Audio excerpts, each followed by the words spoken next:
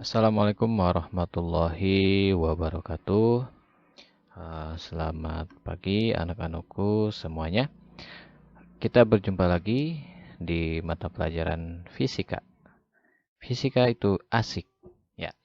Baik, di sini saya sudah membuat sebuah video pembelajaran fisika di mana pada video ini kita akan belajar tentang alat ukur, ya.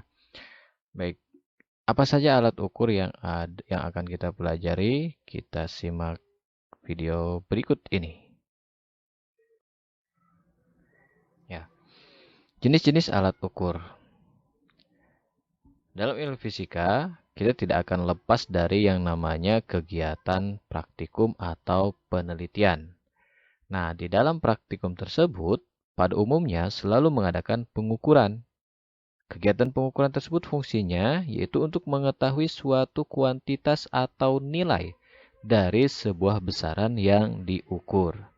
Maka, agar mengetahui kuantitas suatu besaran yang diukur tersebut, diperlukanlah yang namanya alat ukur. Seperti yang kita ketahui dalam fisika itu ada yang namanya besaran. Nah, pengertian dari besaran itu kan sesuatu yang dapat diukur. Artinya untuk mengukur tadi sudah saya jelaskan harus ada alat ukurnya. Nah, sekarang apa saja alat ukur yang ada dalam kehidupan sehari-hari atau yang bisa kita jumpai di kehidupan sehari-hari? Baik, berikut ini ada beberapa jenis alat ukur yang bisa kita jumpai dalam kehidupan sehari-hari. Yang pertama, oke, kita kira-kira apa yang pertama? Nah, yang pertama adalah alat ukur panjang, ya. Baik, ada yang tahu alat ukur panjang apa saja sebelum dijelaskan lebih lanjut? Oke, kita lihat ya. Sini alat ukur panjang yaitu untuk mengukur besaran panjang, ya.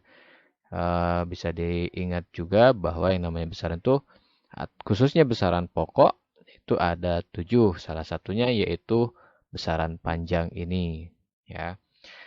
Nah, untuk mengukur besaran panjang tentu diperlukan alat ukur yang sesuai. Jangan sampai mengukur besaran panjang menggunakan alat ukur yang lain. Contoh misalkan mengukur besaran panjang menggunakan timbangan. Nah, itu kan tidak sesuai, ya. Berikut adalah alat ukur panjang dengan ketelitiannya atau dengan batas ketelitiannya. Baik, kita lihat. Nah, di sini ada 4 macam atau ada 4 jenis alat ukur panjang. Yang pertama meteran pita.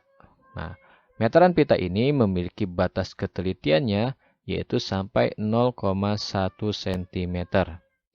Ya. Sedangkan mistar batas ketelitiannya yaitu 0,1 cm.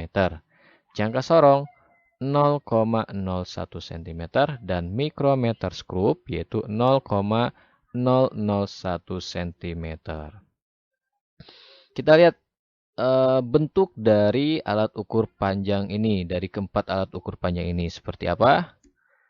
Oke. Nah, kita lihat gambarnya. Yang pertama, nah tadi ini adalah alat ukur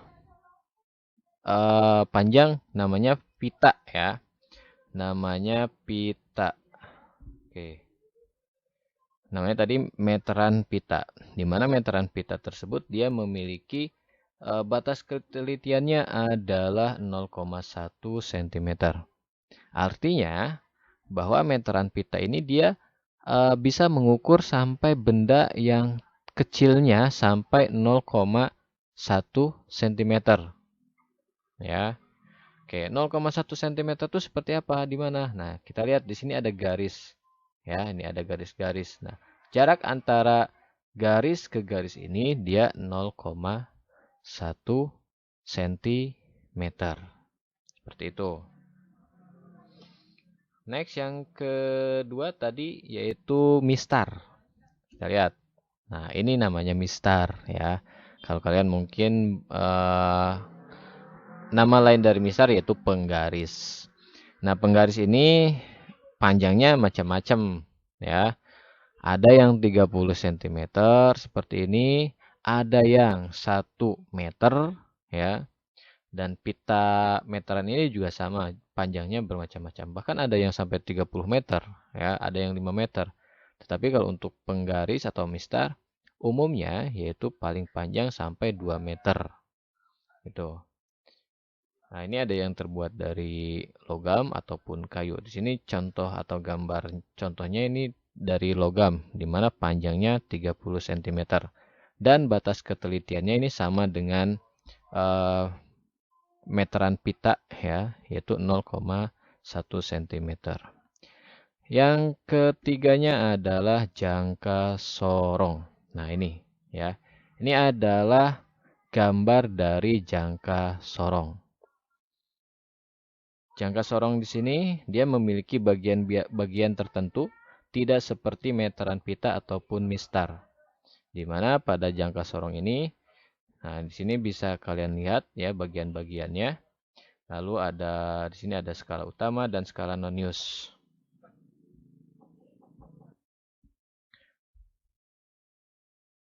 Nah, untuk cara menghitung atau cara pembacaan dari jangka sorong ini yaitu skala utama ditambah dengan skala nonius. Skala utama itu yang mana? Nah, yang ini. Ya, yang batang utama ini. Sedangkan skala noniusnya ya biasanya ada di sini, di rahang geser. Ya, ini namanya rahang geser atau rahang sorong. Nah, itu adalah skala nonius. Selanjutnya adalah oke, tadi batas ketelitian untuk jangka sorong itu adalah 0,01. Artinya bahwa jangka sorong ini dia bisa mengukur benda yang lebih kecil ya dibandingkan dengan mengukur oleh mistar ataupun pita materi ini. Nah, selanjutnya yaitu mikrometerskop. Nah, bentuknya seperti ini ya. Jadi, yang biasa ada di laboratorium itu alat-alat ukur panjang yaitu jangka sorong, mikrometerskop, dan mistar. Ya, ini yang biasa atau umum yang ada di laboratorium. Nah, mikrometerskop ini cara pembacaan skalanya hampir sama dengan jangka sorong, yaitu skala utama ditambah dengan skala nonius. Skala utamanya yang mana? Nah, skala utamanya yang ini ya. Nah, skala utama ini bisa tertutup karena di sini ada bagian pemutar, lalu ada bagian pengunci ya. Lalu skala noniusnya ada di batang pemutar di sini. Oke.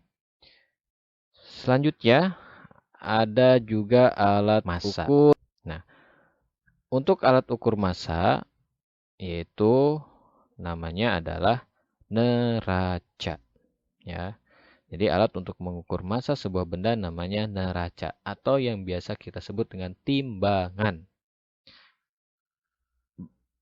Berikut ini ada contoh atau gambar dari alat ukur neraca.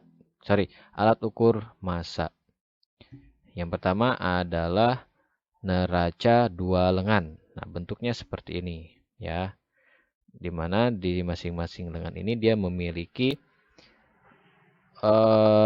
nilai atau ketelitian. Sedangkan yang selanjutnya adalah ini neraca 3 lengan. Nah, disebut dengan neraca 3 lengan karena di sini ada 3 batang. Nah, ini 1, 2, 3 seperti itu ya. Di mana masing-masing memiliki skala yang berbeda. Alat selanjutnya yaitu alat ukur kuat arus listrik. Nah, untuk alat ukur arus listrik ini namanya adalah avometer. Ya, atau ada juga ampermeter. Kalau ampermeter ini khusus untuk mengukur kuat arus ya. Sedangkan avometer atau biasa disebut juga dengan multimeter ini untuk alat untuk mengukur hambatan bisa, tegangan, dan arus listrik. Seperti apa? Nah, gambarnya seperti ini.